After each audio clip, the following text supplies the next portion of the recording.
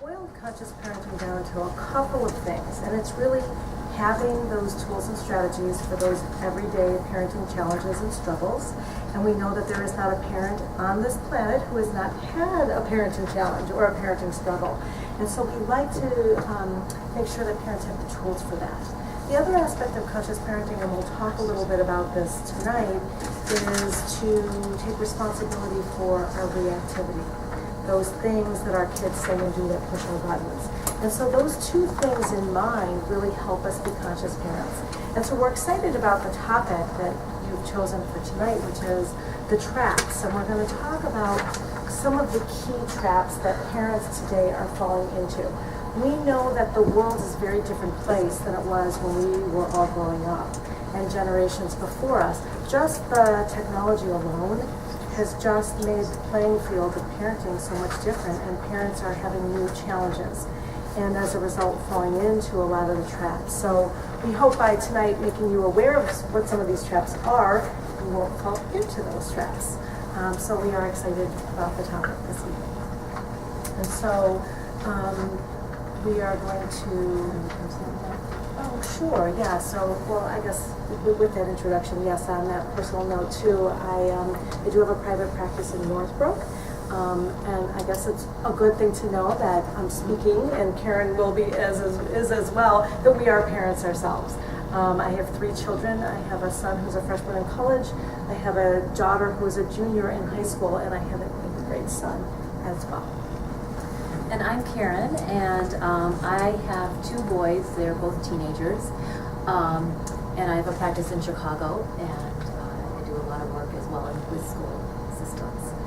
So one of the things, just to get a feel for who's in the room tonight, by show of hands, how many of you have children ages 4 and younger?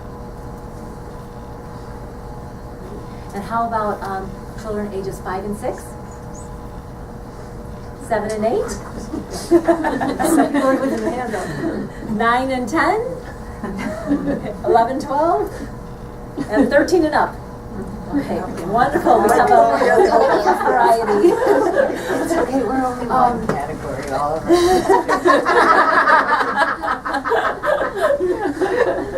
So we are going to give you a lot of tools and strategies today, and what we really want you to know is that these tools are really effective with children of all ages, basically, 2 or 3 and up.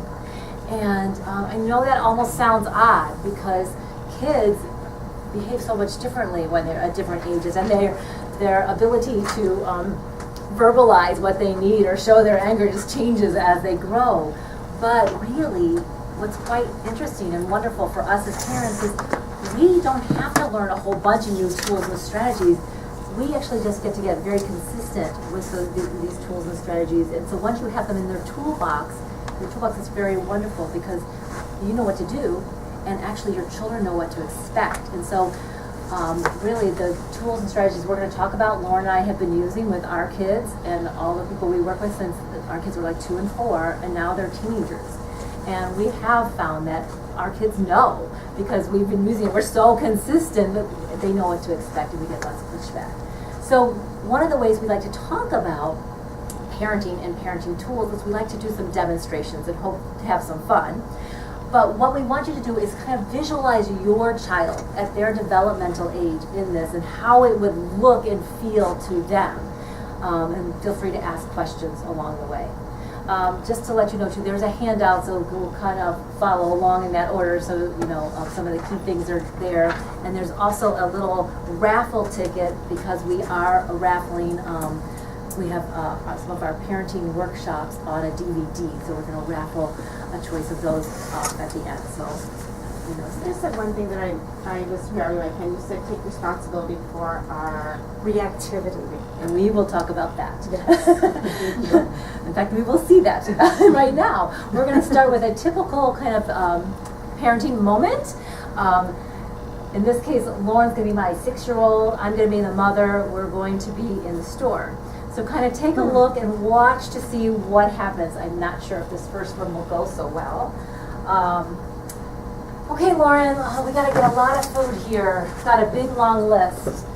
How about some fruit? Oh, Mommy! Get some fruit. Mommy, look, it's the new Land Before Time DVD. Lauren, Can we put get that back. it, please? No, can we get it, Lauren, put please? that back. No, Mommy, this is the new one. It's got Littlefoot and Sarah, and I love Littlefoot. Lauren, Sarah, please. Lauren, I need to we have it. have so many of these. Put No, it back. no, this is the new one. Mommy, I've been waiting forever. No. Mommy, I'll be really good. I'll watch it when the baby's Lauren. Please, I have to have it. I need to have this TV, please. Lauren, fine, Please. stop. Calm down, stop. Do not ask me for anything else this time. All right? Yes. Okay. So we want to kind of take a look at what happened. What happened to the mom? She gave in. Why? Embarrassment. She's in a rush. What's that? She's in a rush. Just want to end it. Want to just end it.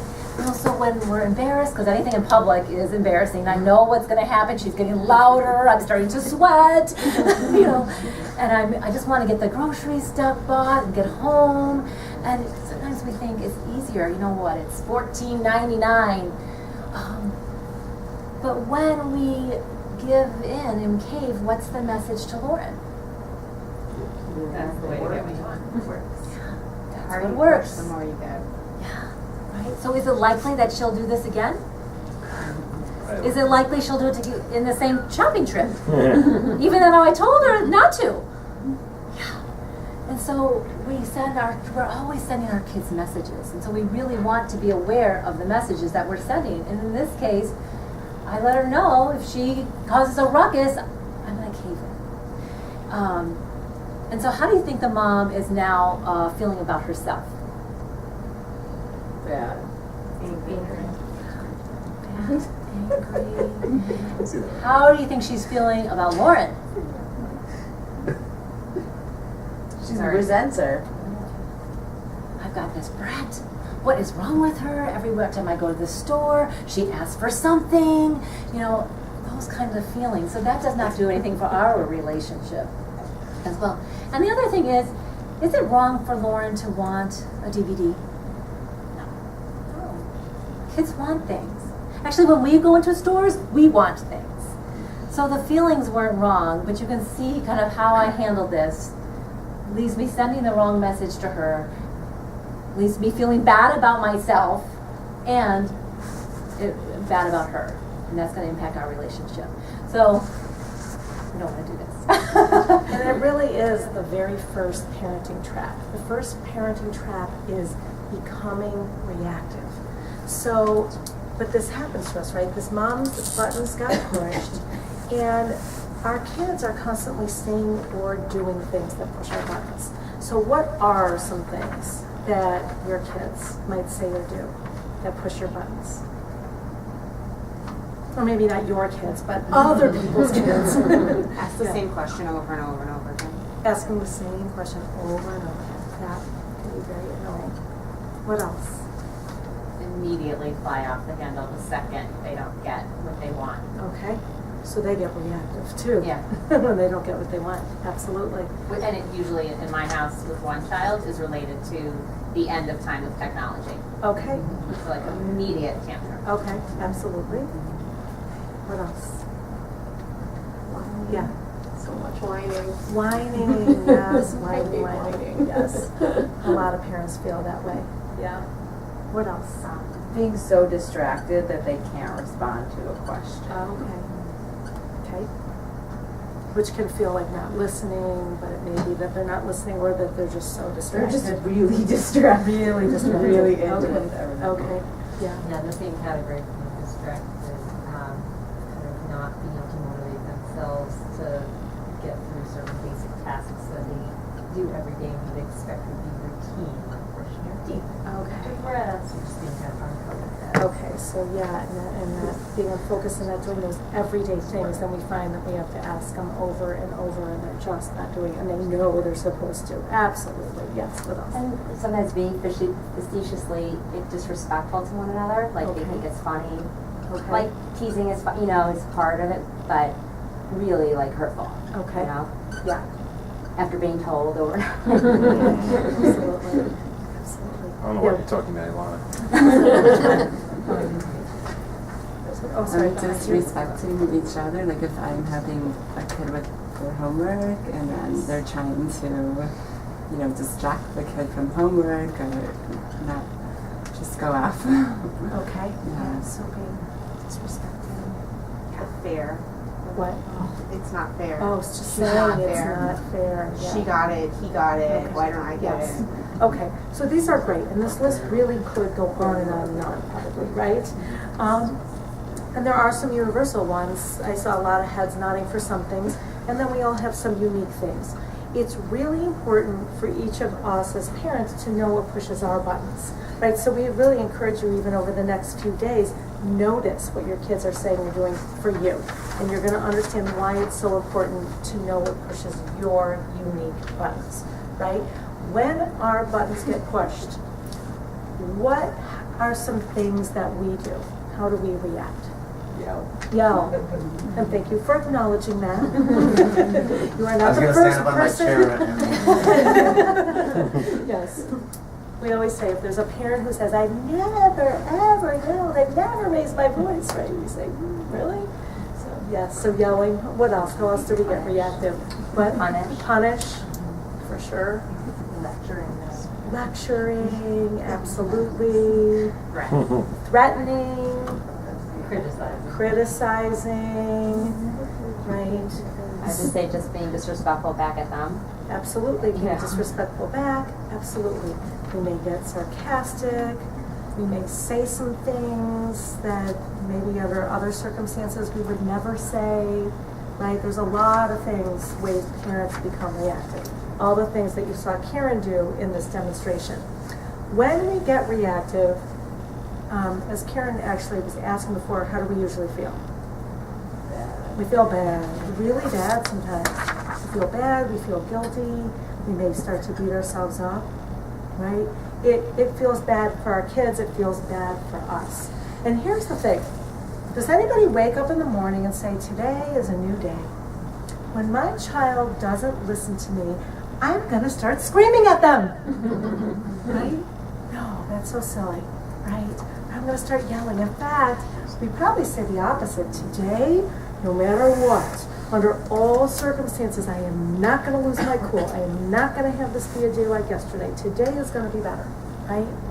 And so the thing is, if nobody's waking up and saying, I want to start screaming, I want to start yelling, I want to start punishing, I want to start taking privileges away or threatening, why are we doing it? If we're not choosing it, why are we doing it? We don't have other tools. Because we don't have other tools. Absolutely, we don't have other tools.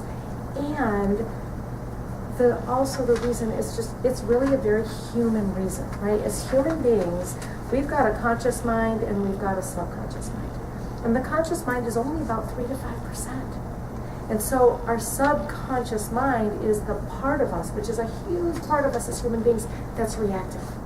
And our subconscious mind is programmed. It's programmed with every thought, feeling, memory, experience we've ever had when we, throughout our lives, and especially when we were young, when we were children, when we were born, and primarily through those teenage years, right? So in our subconscious are those experiences, including the way our parents treated us when we were kids, and it comes out, all those pieces of us that may be wounded or bruised in some ways comes out because our buttons get pushed in that reactivity, right? And so it's really important, right? So this is the first parenting trap, is when parents don't take responsibility, when we don't understand actually that we have a choice, that we have an opportunity to be different, that we can find ways to respond to our kids rather than those knee-jerk reactions. And we're going to give you a tool, like you said, we don't have the tools, we're going to give you a tool for that, right? And the tool is something that we call the pause button. And the pause button is that something that we want to train ourselves to do, to push our own personal pause button. You can metaphorically think of it as over your heart, on your forehead, wherever you want to think of it. Every time your children say or do those things that push your buttons, which is why you need to know what your buttons are, you are going to want to train yourself to begin to push your pause button. Just to push your pause button so that you can stop and you can think. But you can give yourself just that little bit of space so that you can respond rather than react in those ways that feel really bad. So the key is pausing, and then what we do in that pause is what's going to make it effective. So you've got to find what works for you. What works for you might be different than what works for me. So you can do those classic things. You can count to 10. You can walk away if you really are so angry you know nothing good's going to come out of your mouth, and give yourself a little bit of break, a little bit of space. You can breathe. Breathing is such a key parenting tool. And really, it's just those slow, deep breaths that really, really work. I love that because the breathing really is breath is our spirit moving through us. When we're reactive, we're not present. We're not in the moment. But when we breathe, we can actually bring ourselves back into the present where we can choose a response. We can, in the pause, we can think of 3 things you love about your child. You can ask yourself, what's my intention right now? That can be so powerful because our intention will never be, I want to make my child feel really bad. But our intention may be, what can I do to teach my child? What parenting tools can I use in this moment to teach my child to be more respectful? What can I do to teach my child to calm down? That will be really helpful. And so that is a key parenting tool, is pushing that pause button, and you will forget many times after tonight, but then you're going to go, oh shoot, I wish I had just pushed my pause button. And it's really great because if you remember that you forgot, you're on your way to remembering in the moment. And this parenting tool alone, Karen and I have been doing this for a long time. Parents will tell us once they learn to push their pause button regularly and consistently, it will change your parenting. It will change the dynamics in your home. So we're going to go back and redo the situation. This mom is going to push her pause button and consciously choose some different tools. So, and we're going to start this in the car. It's a British car. Okay, Lauren, you know what? We're at the grocery store, and I have a lot to get. I have a pretty long list. Do you remember what our rule is about shopping? We only buy what's on the list. We only buy what's on the list. So I'm going to need your help. Are you willing to help me? Sure. Okay, let's go. Okay, you know what? There's the fruit. We've got fruit on the list. We need some apples. Mommy, look. It's the new Land Before Time DVD. Can we get it, please? Oh, Lord, I know you love Land Before Time. I do. I love Littlefoot and Sarah. Can we get it, please? You know what? It looks really, really good. It is. I'll be really good. I'll watch it while the baby's napping.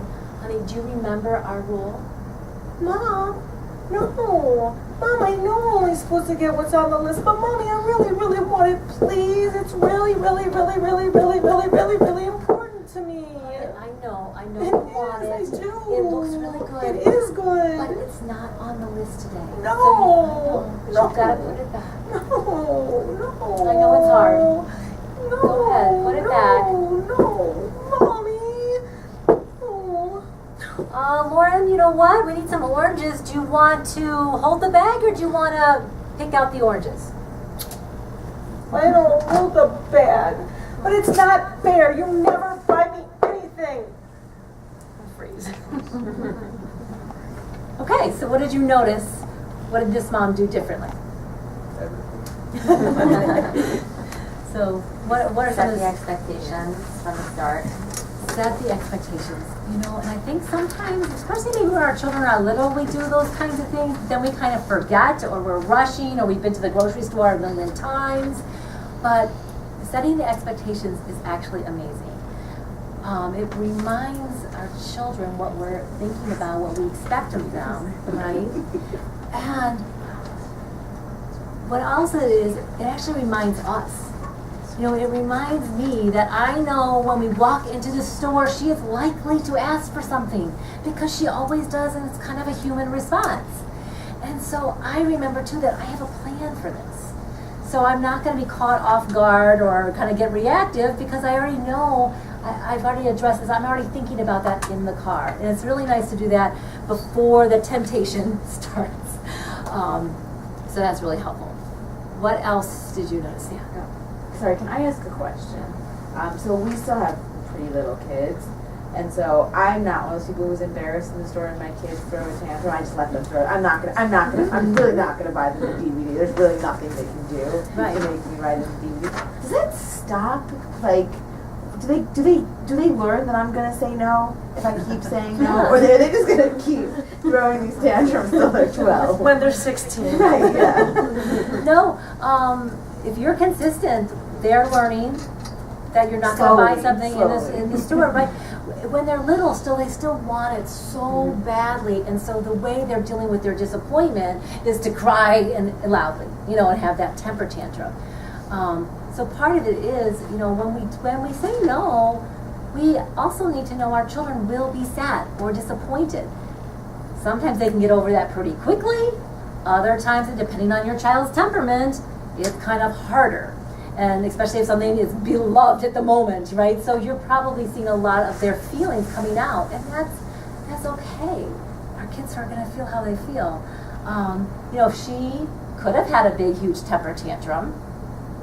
And what was I doing after I kind of said no? What was I doing? Ignoring. Yeah, I would have just kind of, moved away and kind of ignored. It's not my child. The one other thing, there may be some tools that you pick up tonight that may be able to prevent some of the tantrums too. That will help that. What else did you notice? Well, I'm saying sometimes when you ignore, what I usually do is, let's say I need like bananas and oranges, I'd be like, okay, you get to pick the fruit that you want this time. What I would have already bought him anyways. I don't know if that's the right thing because it's giving it to something that he wants or whatnot, but it's something that it's a choice that I give him that I would have. Absolutely. So you kind of noticed that I moved on to giving a choice. It was the oranges, whatever. But yes, because when we give choices, whenever we say no to our kids, we're actually stepping on their power, and power is a normal, healthy need. So when we give a little teeny choice, it gives back a little bit of power. Pick out the fruit you'd like. It would be fine, and that's a fine choice. It also moves kids in their brain. It activates the different part of the brain. It activates, the cortex up here instead of the reacting part in the back, so the primitive part of the brain. So it actually moves kids along into that thinking part to think about the choice. So it's going to be really helpful. Sometimes that can also help with the tantrum. What else did you notice? You tried to make her a helper, too, that they like that. I need your help. Actually, you're making kids feel valuable and powerful. Express your understanding. That is key. Expressing our understanding when we can acknowledge the feelings. And acknowledging the feelings actually might prevent the escalation of the feelings. Because you notice in the first time, I never acknowledged. I said, you don't need that. We have a million of those at home. Put it back, put it back. This time I said, oh, it looks really good. I know you really want that. I know you love Land Before Time.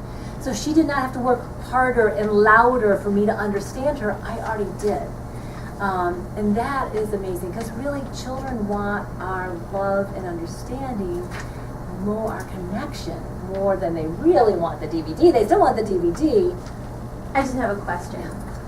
What if in that scenario you have like a 4-year-old girl and you say, okay, so we're not gonna get, you acknowledge her feelings and all that, and she's like, well, in that case, then we're gonna go home now because the shopping trip is over and I'm tired. I'm so tired. She starts screaming at the top of her lungs. I'm so tired. Take me home. I'm not feeling well.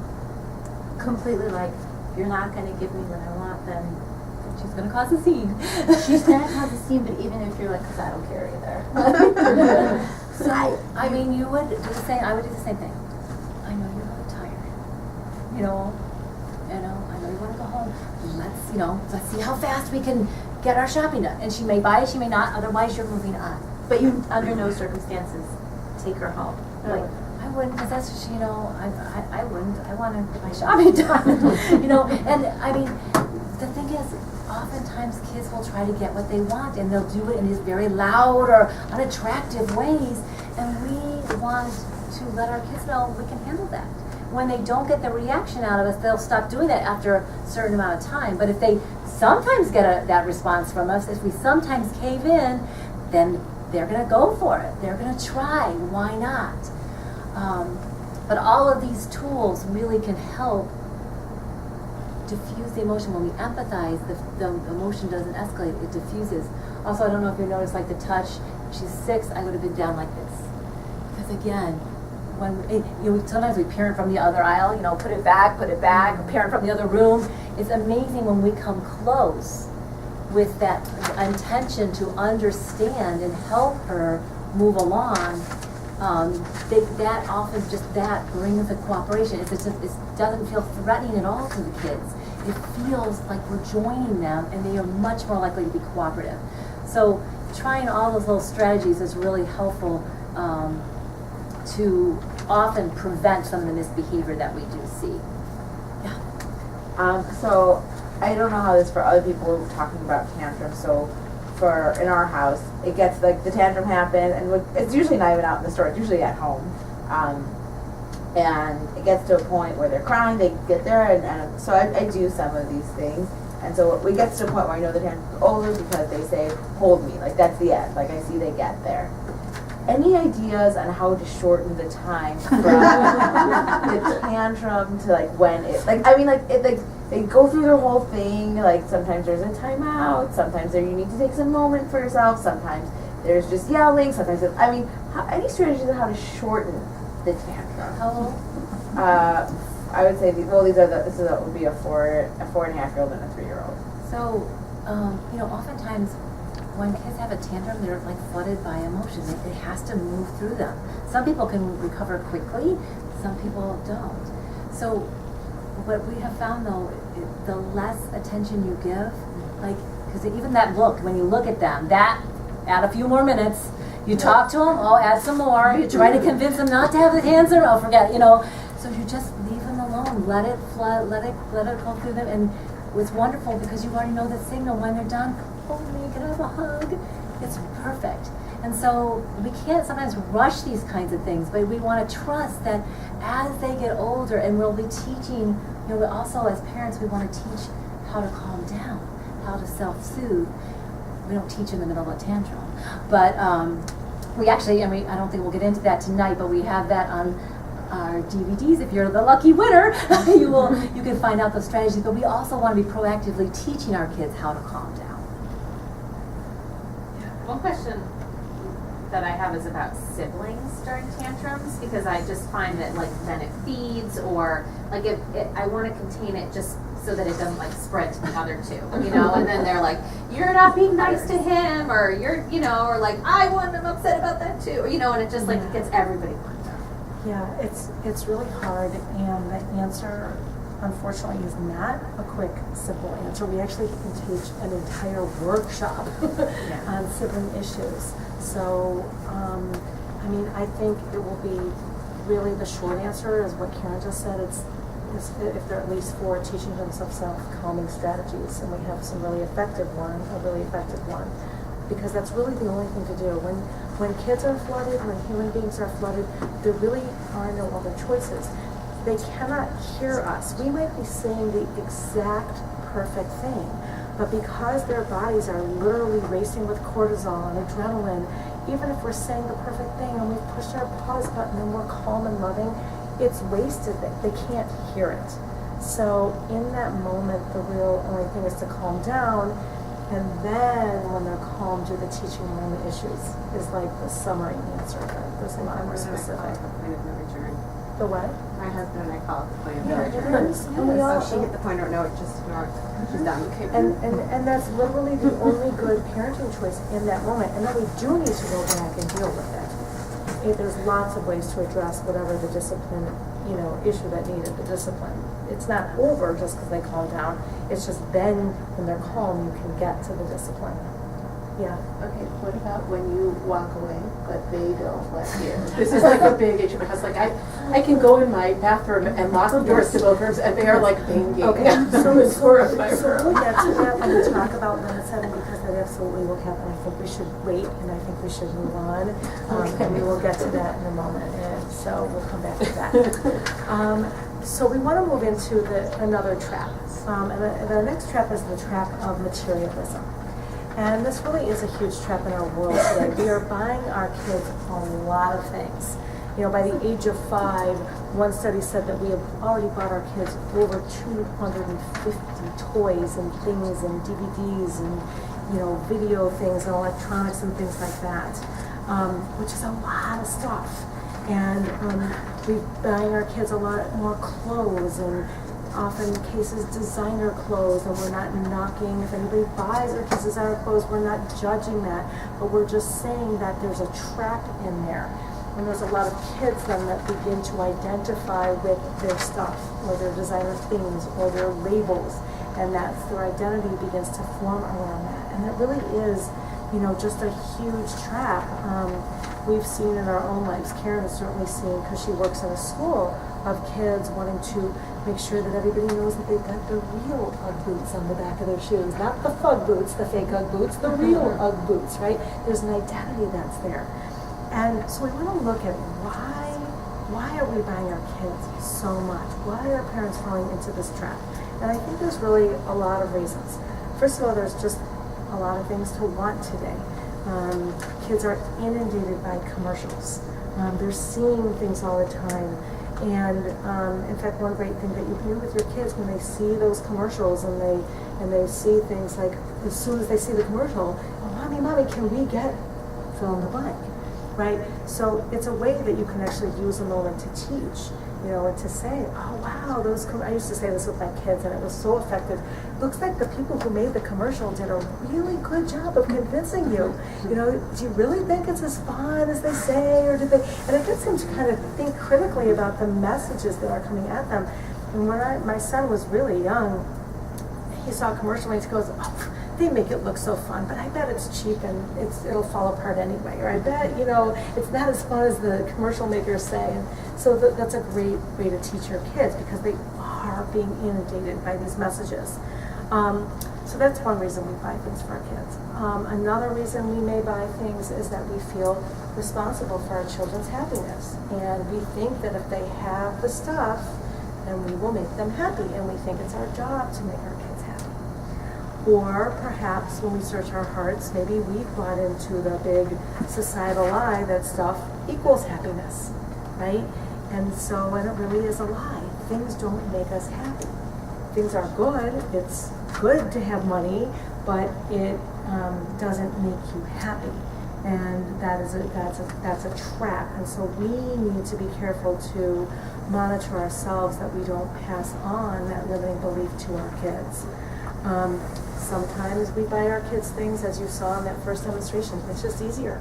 It's easier to buy them the DVD, buy them the toy, buy them the candy bar, rather than have the tantrum, right? And so that's another reason. And another reason sometimes we buy our kids things is we're afraid. We're afraid they're going to be left out. They don't have the clothes that look like everybody else's clothes, or they don't have the toy or the thing that everybody else has. And by the way, our kids will always say, I'm the only one. Everybody else has, right? And, you know, they're not the only one, right? We have to just ignore that. But sometimes that can be hook. That can be a thing that makes us get reactive. Oh my gosh, maybe my child is the only one. I don't want them to be left out. I don't want them to be unhappy. Okay, I'll buy it for them. So we really need to push our pause button if we're getting hooked by those things that they say. Because there is a huge cost to kids when we overload them in material ways. And the cost is that they learn to value themselves, or they learn to value other people by stuff, by material things, rather than for people for who they are. And it can teach kids to judge other kids or people for not having. And of course, we don't want to do that. Another cost is that kids don't learn to delay gratification. When they don't have to wait for what they want, they don't develop that skill. And that is a key skill in life, because we as adults know that we don't always get everything we want when we want it, and we have to have some coping strategies. And so we want our kids to really be able to develop those resiliency skills. And so these are all reasons, you know, and then the last one really along that line is someday our kids are going to grow up, they're going to leave our home, And chances are, unless they have some huge trust fund somewhere, they are going to have a budget someday. And they're going to have to know that they can be happy and they can live their lives without being able to buy everything they want. So we really do them a disservice, and there's a lot we can teach by not falling into that trap. And similarly, there's the trap of overindulging our children emotionally. And by that, we really are over-focused on our children being happy. I hear all the time, I just want them to be happy, I just want them to be happy, And really, the truth is, are kids always happy? No. Do they need to be? No. But it's really hard today. I think there's, when we see fear and anxiety and worry and jealousy and anger and rage, we get worried as parents. We start wondering, there's a management issue here. Oh, they're sad. Is this depression? Do they have low self-esteem? And we start really getting fearful. We get really reactive when our children are expressing feelings. And I do think in our American culture, there are some unwanted feelings. The anger, the anxiety, the jealousy, all that stuff, the fear, scared, those are unwanted feelings. But the truth is, feelings are not right or wrong, they just are. And it's our job as parents to help our children know how to handle themselves when they have those feelings, know how they're feeling so they can begin to get their needs met. But in order for us to teach that, we actually first have to allow them to have the feelings. We have to accept their feelings. And when we start over-focusing on the happiness, it's a trap for us because we end up not doing things or doing things in order to make them happy. Not allowing them, not letting them have their feelings. If there's somebody can't come over for a play date and the child's disappointment, oh, you know what? We'll call another child. Or, oh, don't worry, we'll schedule it for another day. We're constantly doing things so that our children really don't have to feel their feelings. And we really want to begin to shift that because kids they are going to have these feelings. And we do want to make sure that they know how to handle that. So I want to give you an example, because what we tend to do is so funny. We even have sayings that are, turn your frown upside down, don't let them see you sweat, or you get what you get and you don't get upset. All these things we have just to make sure that kids are not really expressing their feelings. We tend to kind of block the feelings. So to give you an example, just kind of imagine, let's say your daughter, let's say it's your 11-year-old daughter, and you can hear her. She's in her room. She's trying to figure out that she's going to a party and she's trying to figure out what to wear, and you hear the doors slamming and the drawers are going, and she comes flying into the room and she announces, I have nothing to wear because all my clothes are stupid and ugly. And she's crying. Imagine what might be some of the first things that might come out of your mouth. We actually could laugh at them, right? We laugh in their face because we think, how I still do that. I would be like, I know, this is terrible. We might say things like, really? Oh my gosh, you are not crying about your clothes. You have a closet full of beautiful clothes that we worked really hard to buy you. So we kind of can scold the feeling, or we can deny the feeling, like, oh, you are not sad about your clothes. Your clothes look like the clothes that all your friends are wearing, or we can, say, well, you're crying because you don't like your clothes. Well, I'm sure we could just pack them all up and we will find somebody else who will be really happy to have them. The guilt trip. We can lecture, I've told you a million times, you get what you get and you don't get upset. Money and clothes do not grow on trees, and da da da da. We lecture. We punish. You know what? If you're going to cry, you need to go to your room. You know what? If you're going to act like this, you just call Susie and you tell her you're not coming. So we can punish. We can rescue, the mall's open for another half hour. Let's go find something to wear. I wish my mom would. There are mothers like that. Also there's the sarcasm. You know, well, guess you're going naked. You know, and we say those things, and we say those things to really help our kids get over it. This is not that big deal. We want them to kind of be resilient. But can you imagine your 11-year-old daughter, if I said any one of those things, do you think she'd be saying, you are right. I don't know why I'm acting like this. I don't know what's gotten into me. Of course not, right? So we want to be careful. And the other thing that's really interesting that we don't think about, but when we block feelings, we actually send messages to our kids. And one of the messages that we send is, you know what? You should not feel the way you feel. And that teaches kids not to trust their gut. We want kids to tune in and listen to their gut. That's their internal compass. Their feelings really are their compass. So we don't want to keep sending that message where they begin to disconnect from their feelings, not listen to their feelings. It also could send the message, you know what, I don't care about how you feel. And if they get that message a lot, that really translates to, I don't care about you. And that's not okay. That's how kids will develop that limiting belief. It also can send the message, you know what, I don't like how you feel. And kids will learn that certain feelings are not okay in the family. Certain feelings are those bad feelings. And you will see some kids, they'll really disconnect from that. They never get angry. Or they really learn how to be people pleasers because they've gotten that message over and over again. So we don't want to send any of those messages. In fact, the best thing we can do, whenever you see whatever feeling it is, we don't have to like it. We don't have to give them what they want. But we do have to just acknowledge, oh, I see you're really having a hard time picking out something to wear. Or it looks like you're really worried about going to the party. Whatever you think that's going on right now, you just acknowledge it. When we acknowledge it, that's empathy. We put ourselves in our children's shoes and acknowledge that the emotions actually diffuse. They've done CAT scans of brains when kids are really upset. And when the person empathizes, the brain scan, it gets calmer. So it actually helps their brains calm down, and it gives kids that space that they need to begin to problem solve. They have to figure these things out. They have to realize how to manage that feeling that they're having, whatever it is at the moment, the anxiety or the worry, or the jealousy, whatever that is, that they've got to manage that and figure it out. They might want help from us, they may not. But we can empathize and then give them that space. And then often we can move in if they need help.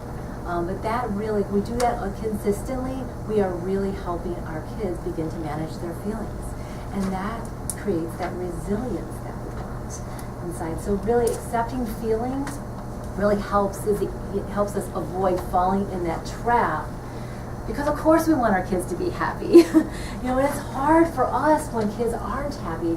It can really push our buttons. And it's really hard to watch kids struggle. But it is how children become resilient. It is how children learn about themselves. They learn that they can handle being uncomfortable, or being really worried, or really fearful, or whatever it is, being embarrassed. But they can handle that. That builds the true resilience. And so, of course, a key way to not overindulge means, too, that we need to say no.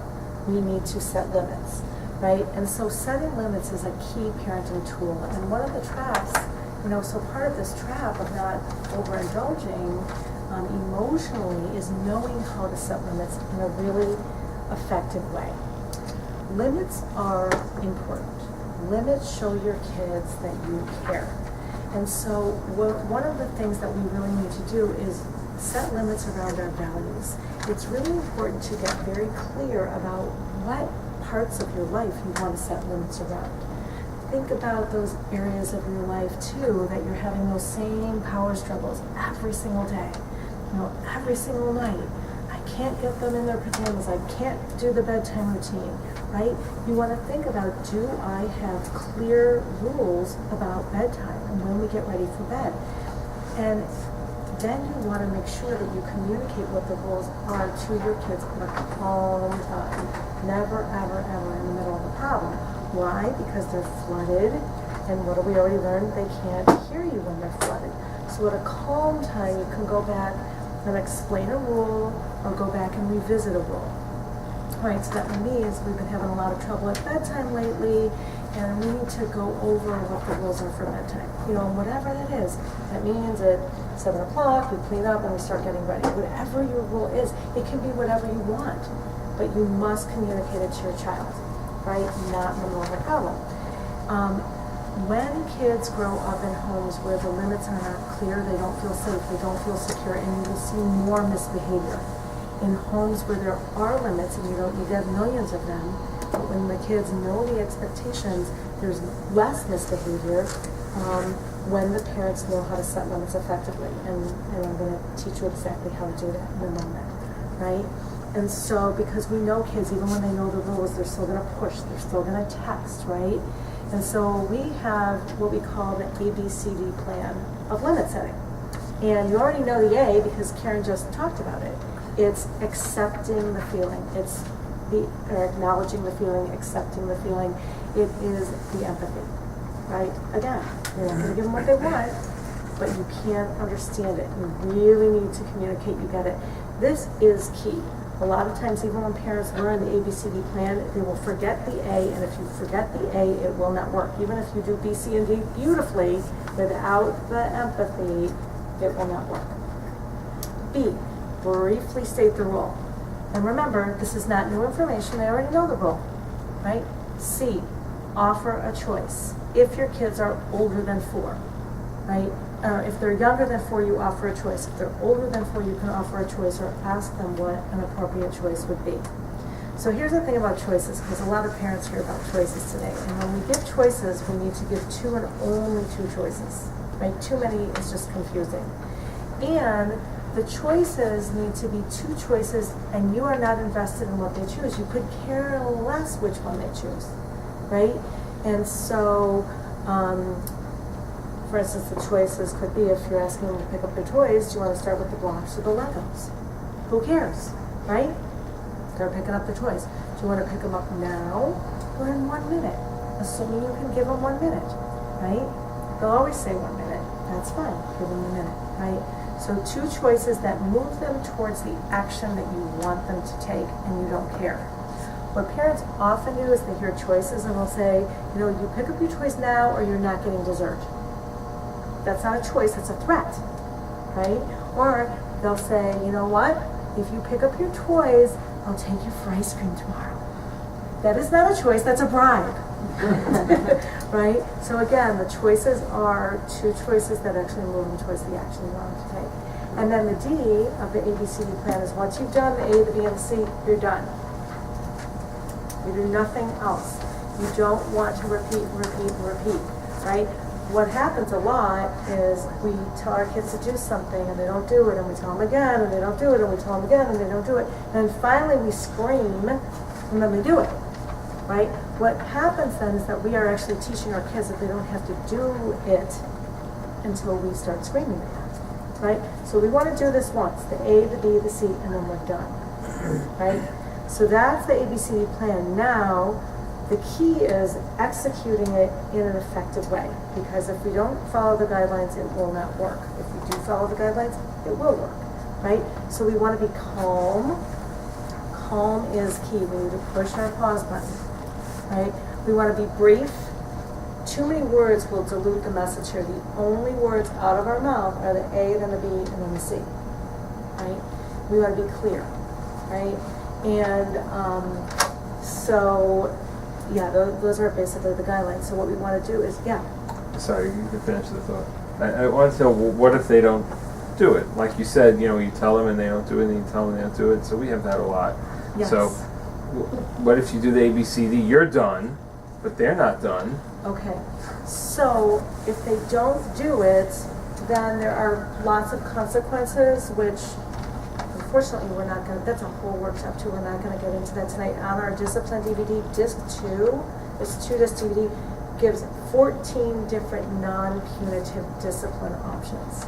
So there's lots of choices you have, so it's a great question, but if there's time at the end, but what I do, before we just have to go to a consequence, this ABCD is, we're going to show you what it looks like. you will find that when you execute this ABCD plan effectively, there may be times they don't listen, but when you do this consistently, you are gonna get way better results, right? The reason they don't listen sometimes is because parents are not doing the ABCD. So we wanna show you what it looks like and see if you notice all the steps and then notice how I'm doing it. Okay. And so in this case, I'm gonna be the child, 8 years old or something. Sure. This mom has been doing the limit setting consistently for years. Okay? Mom, I just got off the phone with Susie and she's coming over and she's bringing that new computer game. You know, I was telling you about it. And so, can I use the computer, please? Oh, Karen, it sounds like a really fun game. Yeah, I'm so excited, but I'm the only one that hasn't learned it. Yeah, I can see you're really excited to play. Yeah. But what's the rule about the computer? Mom, I used my computer time before I knew she was coming over. She just called. We need to do this, Mom. Mom, this is so important to me. Karen? No, don't say no. I have confidence you and Susie will No, figure out something Mom, to do. no, Mom. Oh, I don't like these rules. I'm the only one with these rules. Hate this. So, could you see the steps there? The A, the empathy, right? I know, it sounds like fun. I know you really want to play. I played with it a little, so B has briefly state the rule. What did I do that was equal to that? What did I say? That's what's the rule. Exactly, I said, what's the rule? And so you can play with this and make this your own. That can be so effective because how many times have we been over the rule about how much screen time they get, right? So when we ask our kids, what's the rule? Guess what? Now Karen is consciously aware that she's asking me if she can break the rule. So that can be very effective. The C, because she's older than 4, I could say, you know, what's another choice? So I said, what did I say? I said, I have confidence you'll figure something out. Right? Now I could have given a choice. I could have said, you know what, it's a beautiful day, you and Susie can play outside, or you can play in the playroom. Right? That would have been fine too, but she's 11 or 10 or whatever. We just did, I know that she can figure out something to do with her friend. At least I certainly hope so at that age, right? And then, what did I do for the D? I walked away. I was done, right? So again, could you see how I executed it? What did you notice about how I did it? And I kind of told you what those guidelines were, but what did you notice? What struck you about it in terms of how I executed it? You didn't escalate when she escalated. That's right. I pushed my pause button so I could stay calm. Right. Anything else? So good. Yeah. You let her be upset.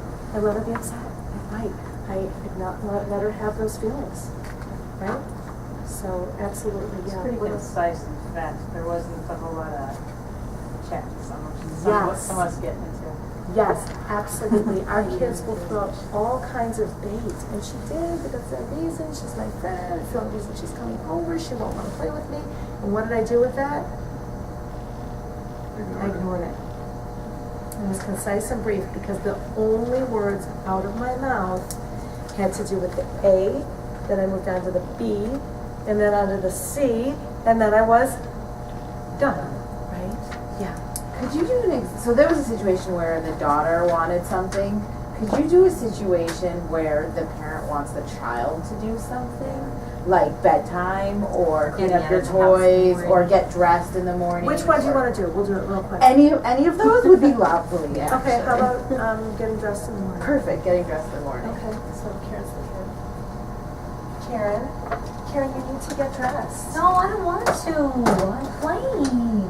Oh, Karen, I can see you're really having fun playing with your toys, but it is time to get dressed. No, I don't even want to go to school. I hate school. School is so boring. I don't want to. Do you want to put those toys down, or do you want to hand them to me? I don't want to get dressed. Why do I have to get dressed every single day? Do you want to go pick out your clothes, or do you want Mommy to get them for you? I'm not going to get them. You can get them. Sorry. Here's your clothes. Okay, we'll just pause it there. I'm picking out her clothes.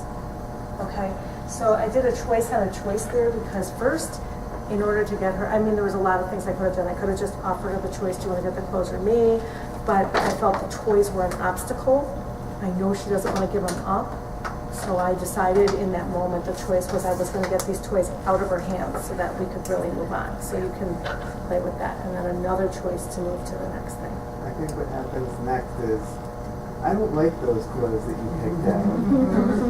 I want different clothes. So it's not really done, sort of. Well, at some point you get done, you say, you know, because especially with getting out the door, you know, it's like, I know you don't like them, but you know what? It's time to get dressed.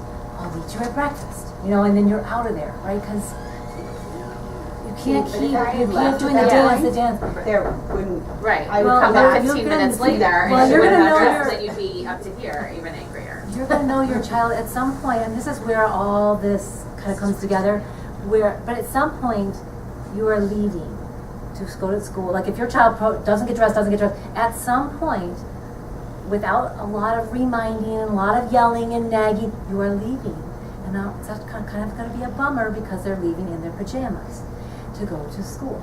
Would you take your kids into Absolutely, school? absolutely, and a lot of people do. But you know what's interesting? If that's your kid and you've been through this, you tried a million things, and you know this is hard, you're going to tell them before, you know, there's a new rule. Our new rule is at 8 o'clock. We need to be in the car. We cannot be late for school anymore. And we can't have this battle because it's, I yell and you yell, and this is not fun for us. We're having a new plan. So you decide in your mind, and you're ready though. You're ready for the protest.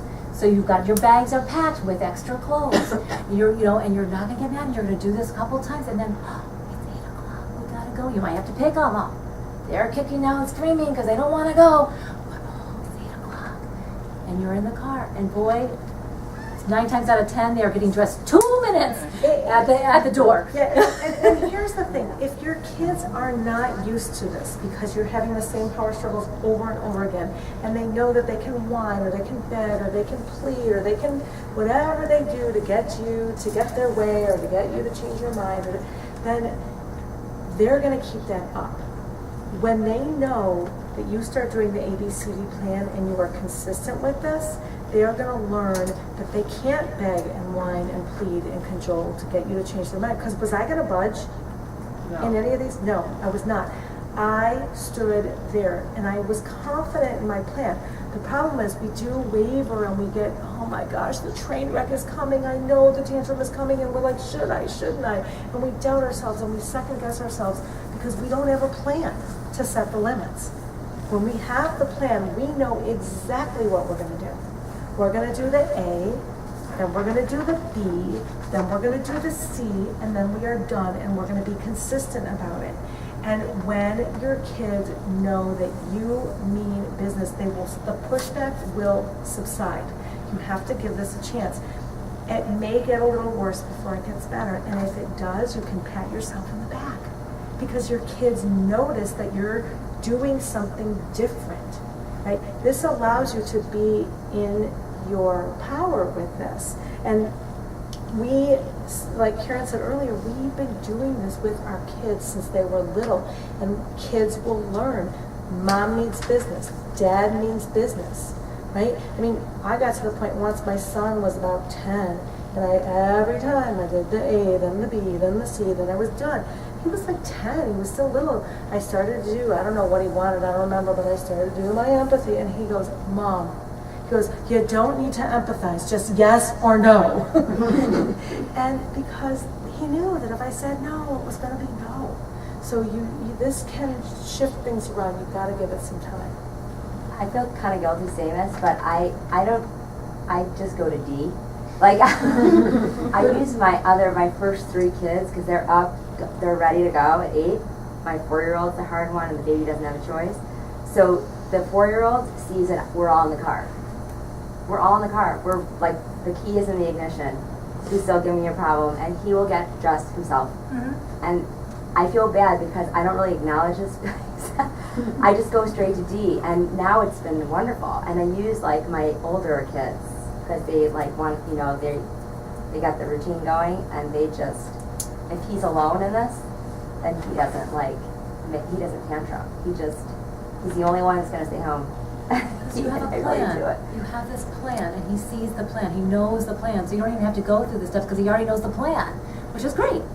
I mean, he still tries, but then he doesn't, it's not gonna work, you know? So because the other kids are not going along with him, you know? I feel kind of bad that I don't really acknowledge his feelings. But you can acknowledge his feelings at other times when he's really, truly, he knows this happens every single day, so he knows what to do, like, so he may not want to, but he knows. But the other times when he's really upset about something, that's, you know, you acknowledge the feelings when you need to. If he's not really gonna cause a fuss and you just kinda know he can eventually comes anyway, then you don't even have to say anything. You know, we don't want to, like, look for problems with our kids. But I feel like I threaten because I'm like really yeah. leaving. You know what I mean? Like, I feel like it's kind of a threat because I'm really gonna leave, you know? Right, so you I can don't just really- shift that. He already Yeah. knows, you know, you just say, okay, you know, 8 o'clock, in the car. You know. Our kids are older, 10 and up, and we've done family meetings, we've laid out our top 5 issues that we see are the problems and how are we gonna fix them and all that kind of stuff. But how many rules can you throw at them at one time once they're already older? I mean, when they're younger, you're kind of building up and up. And obviously my kids know the rules, they're old enough to know the rules, but they don't necessarily choose to follow the rules. So how do you, when they're older, or even, you know, not even as old as them, but once you haven't had a consistent system up until now, how do you implement one? Well, if they know the rules, then you can just start using the ABCD plan. Or you can review them and say, you know what, exactly what Karen just said, we've been having some trouble with X lately, and I just want to remind everybody of what the rule is, and we need to do a better job being more consistent. And just put it out there, and the next day, if they're not more consistent, then you go right into ABCD. And you just have to expect the pushback, right? They're older, they're gonna give you everything they've got. They're gonna try everything they've got until they know, oh, she's serious this time, you know? And once so you gotta get ready, and you wanna think about what your D is. Sometimes the D is done and you're not gonna, it's kinda like done, we're not gonna go over this again. It's the way I think about it. It might mean that you're gonna take some action though, like leaving or moving out of the room or something like that. You're gonna hold them accountable in some way. So you wanna think about it in your head so you feel ready. Because they are gonna push, or your children will have the biggest temper tantrum you've ever seen. They're gonna bring out everything they've got to get you to cave, get what they want. So you just have to kind of get ready. But once you do this a few times, it feels much more natural, and it really becomes easier for us as parents. It is easier because can you see it's that balance of being firm and kind at the same time? I wasn't gonna budge, but I was calm and I was firm and I was kind, right? So that's key. And the other thing I want to say, just to answer the other part of your question, yes, we can have new rules. And as our kids get older, there are going to be times that we need new rules. As your kids get a new, something comes up, they're old enough to be able to do a sleepover, or you get a new technology device, piece of technology in the house, and you may need to have a new rule about it, or they're having a hard time breaking certain rules that you never, or doing things that you didn't like, you just may need to introduce a new rule. So that's okay. And as they get older and they drive, you're going to have to have new rules because they hit a new developmental milestone, and that kind of thing. And just a word about exceptions. Yeah. It's fine to make an exception as long as you make the exception. You're not going to make the exception to the rule because they were whining, they were scared, they were crying, they were worried about Susie's feelings. You're going to just choose. So again, if you're making an exception, the quicker you kind of get out in front of it, the better. Especially with little kids. Today's your lucky day. Sure, you can use them. For older kids, I would recommend, I'm willing to make an exception. What ideas do you have? We are always problem solving for our kids.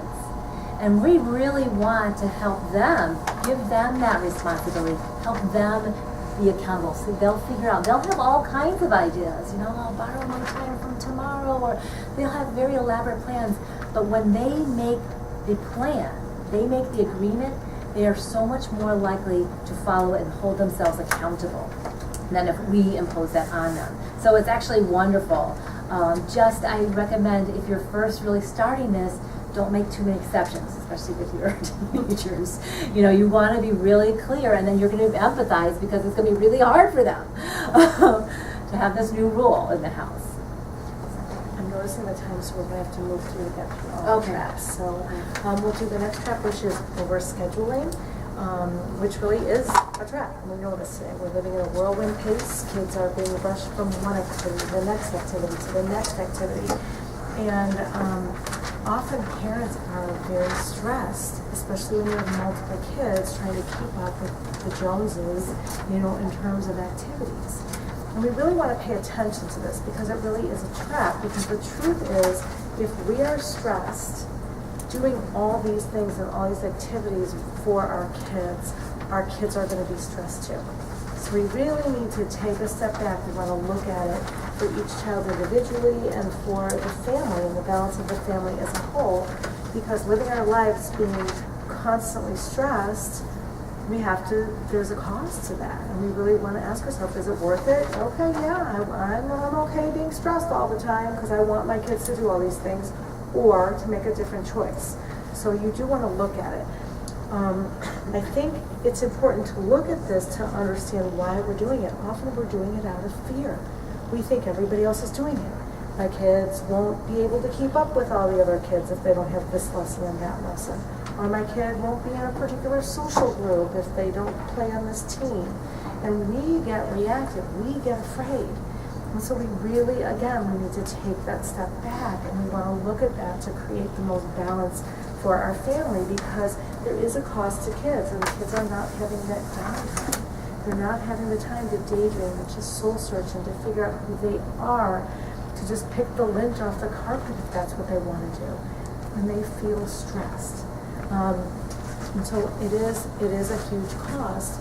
And it's a cost because kids are losing their creativity. There was a study done of CEOs many years ago, and they asked, what are the key things you look for? And one of the key traits CEOs look for is creativity. Well, creativity is being lost with kids because their lives are so programmed and structured. To be creative, we need the downtime to just sit and to just be. So we need to make sure to not wrap our kids in that. And the next trap is the trap of overstimulation. With all of the technology, it's amazing what our kids are involved with these days. And we know there's so many wonderful things about it and wonderful advantages, but there really also is a trap. The newest studies are showing that kids between the ages of 8 and 18 spend 8 hours a day in front of some kind of screen. So if you think about it, that is a lot of time. They're in school 8 hours a day. They're really, really getting plugged in. And with that, there's a lot of costs. Kids are becoming accustomed to being stimulated by something else, being entertained by something else. You know, they're becoming less and less reliant on their imagination. And you hear a lot, I'm bored, because they haven't had the practice of just trying to figure out how to entertain themselves, how to create something. When we're plugged into, that takes time away from connection. And so they're spending much less time being connected with us or with family members. And that is crucial to their development. So that's a cost as well. There's also this instant gratification that they're getting used to, and especially when they're playing things that have that intensity. And so it's like almost that addictive quality. It's getting, we know, especially certain temperaments, it's so hard to disconnect. And there is studies that show that when you have to disconnect, there is a 9 minutes of rebellion, tantrum, anger, especially if you're doing something that's really intense or violent. So you can expect 9 minutes of talking back or something because of that. The other cost too is that, oftentimes because we're not always there, we're not sure what they're being exposed to, and they can inadvertently be exposed to more mature content, more inappropriate language, and things like that. So we really have to be careful.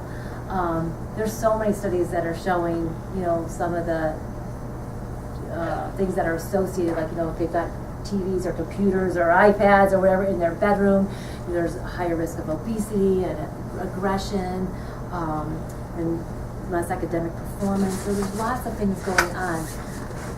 We know it's there. It's not all bad, and our kids are using these things in wonderful ways, We just have to be vigilant as parents. And we have to be setting a lot of rules around that and talking with our kids about this.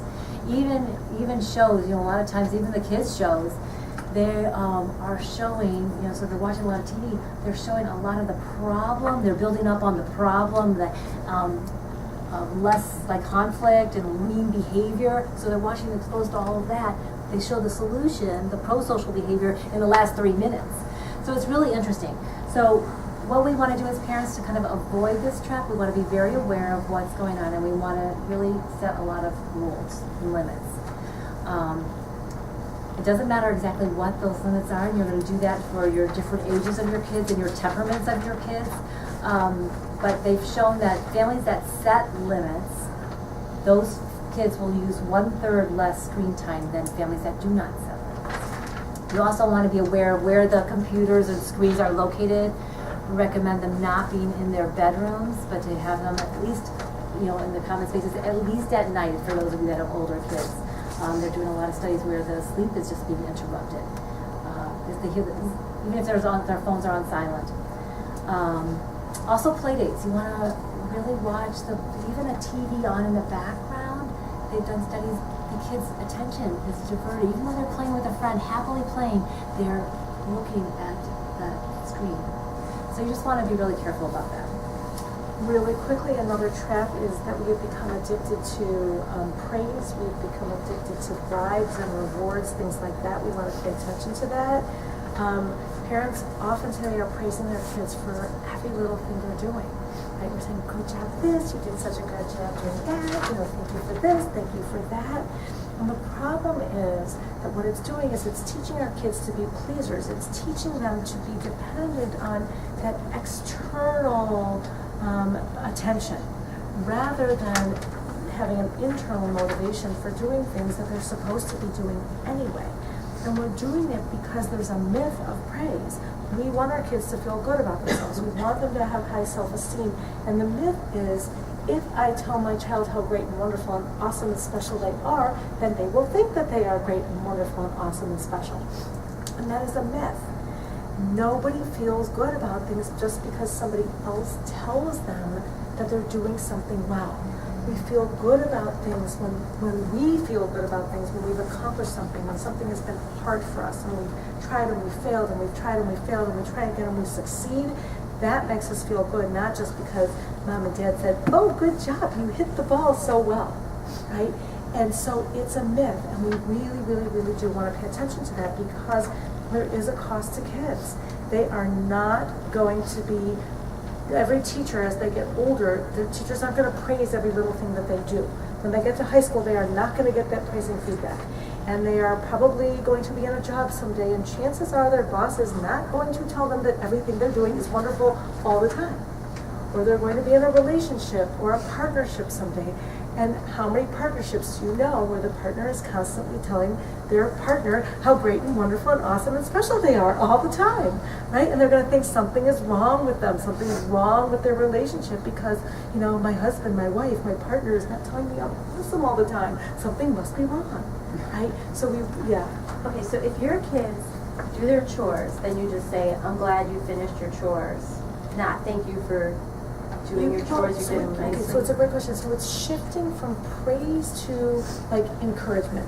Praise is a judgment. Praise says you did a good job, you did all your chores.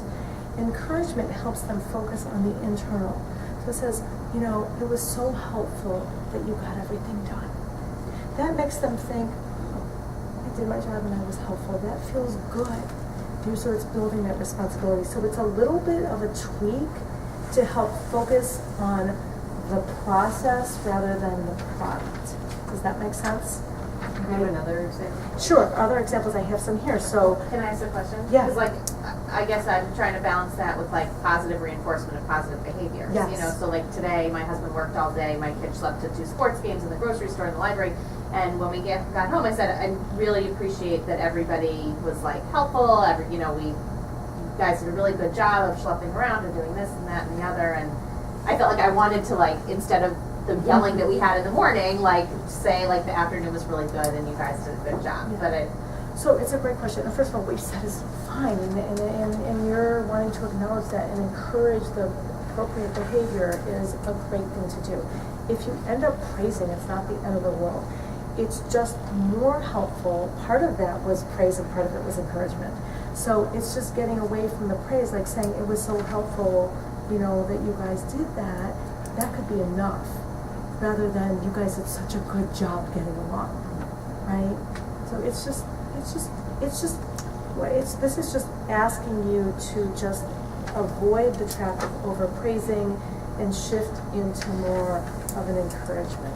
Because our kids don't really need it. We think if we praise and praise and praise, like you did, we're doing it because we have an ulterior motive, like we want them to do it again and again and again, and we think if we praise them, then they'll do it again, whereas the encouragement will actually lead to more likelihood of them doing it again, because they're going to reflect on it and they're going to feel good about it.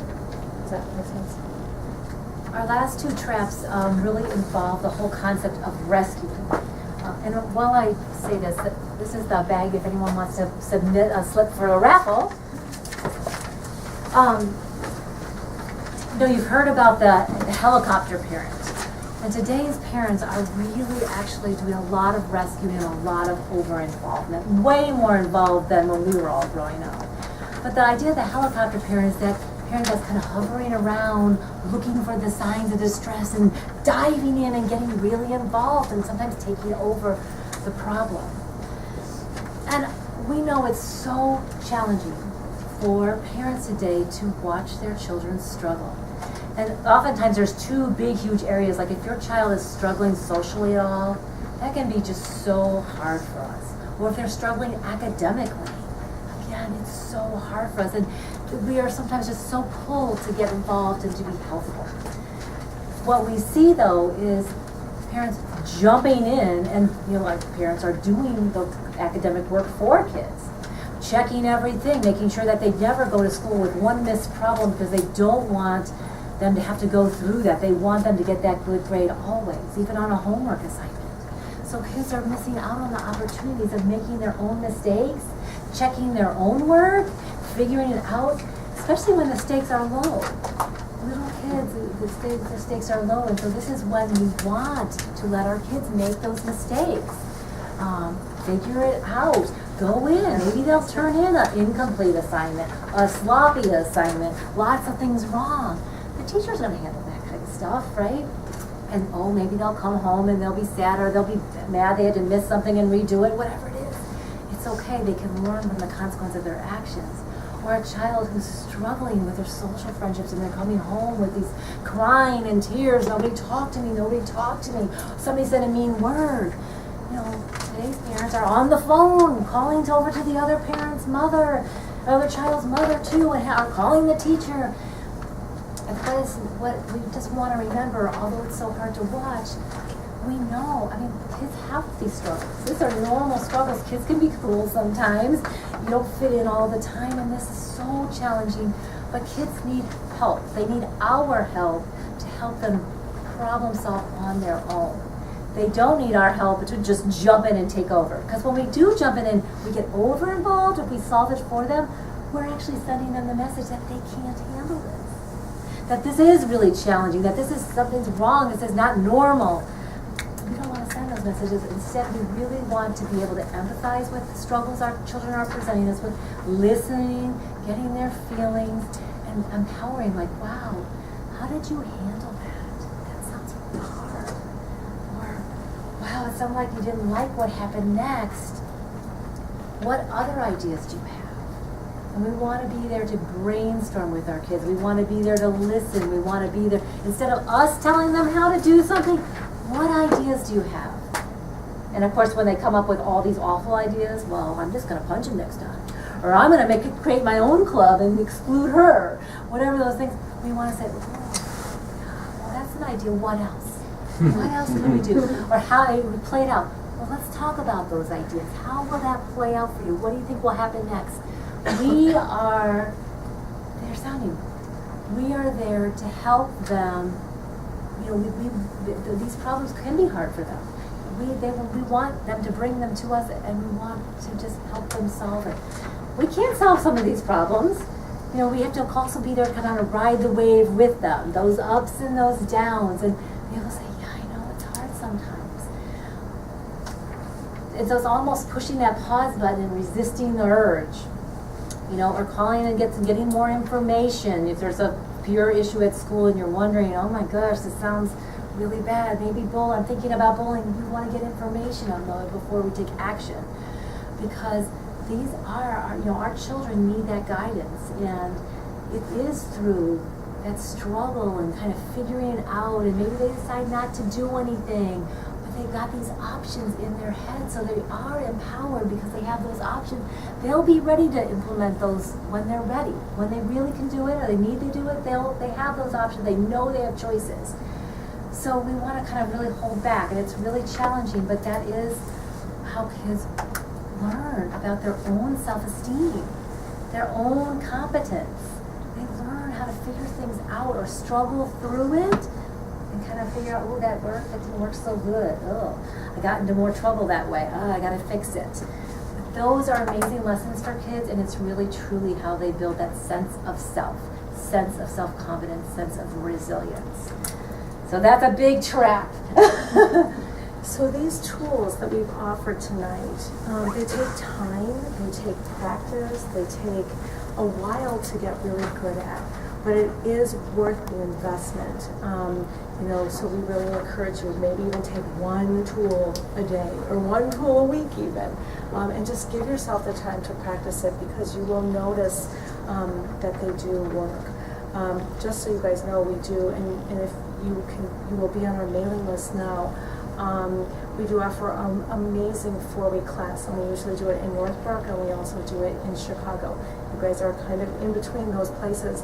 We hope that maybe you will join us for a 4-week class. We give like 100 tools, like in 4 weeks. It's like crazy. It's like all the sibling stuff, right, all the consequences. Right. In the meantime, yes. So let's do the raffle. And yeah, Karen can show you. We actually have 3 DVDs. 2 are available for raffle tonight. The other DVDs are discounted tonight, so if anybody doesn't want a raffle and you want a DVD, you can have one. We have our Power Struggle DVD and our Sibling DVD. Those are single DVDs. They're both excellent. And then we also have our Discipline DVD, which is a 2 DVD set, but that's not for raffle because it's a 2 DVD set. So the winner is. It's on our website also. Amy Marshall. Yay! Congratulations. So you have a choice. Either one is 100% acceptable to us.